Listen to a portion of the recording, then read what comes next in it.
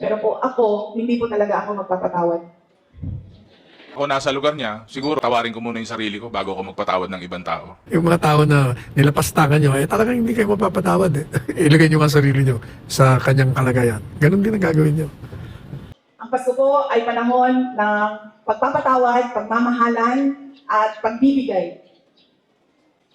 Lagi ko pong sinasabi na depende po yan sa tao. Pero dahil ako ay Vice President, kailangan ko sabihin sa inyo na yan po ang mensahe at diwa ng Pasko. Pero po ako, hindi po talaga ako magpapatawad.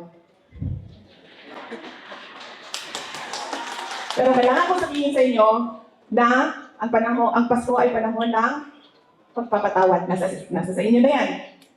Kung magpapatawad kayo, dahil iba-iba naman ang tao eh. Diba? Meron sa atin mabilis magpatawad, meron sa atin matagal, at meron sa atin dinadala na talaga sa hukay ang galit. Ako siguro yun, pero kung ako nasa lugar niya, siguro, broad po kasi ang pagpapatawad. So, ang pinakauna ko pong gagawin, papatawarin ko muna yung sarili ko bago ako magpatawad ng ibang tao.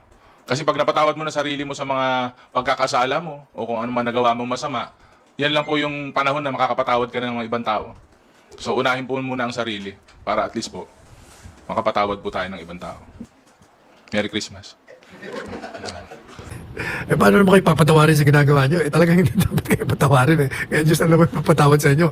Yung mga tao na nilapastangan nyo, talagang hindi kayo mapapatawad eh. Ilagay nyo ang sarili nyo sa kanyang kalagayan. Ganon din ang gagawin nyo.